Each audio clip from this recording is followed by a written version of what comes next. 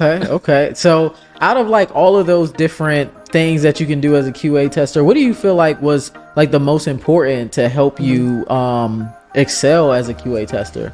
Right. Thinking out of the box and actually putting myself in the hands of the user. Like, you're there to break the system.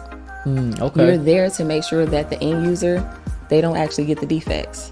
So when I was in my meetings, I would always try to shine in a way to give perspective of, what I know about the application, but also like not to like step on toes like I'm a know-it-all, Right. like not like that, but to still show in a way like, hey, upon testing, maybe there was an issue with the usability or the, how it, it feel to the user on a mobile application. So I would try to even give perspective of that, or maybe how that looked. And it wasn't to say like, it's like saying I think something is just bad, but maybe this could be something that could actually damage our user experience.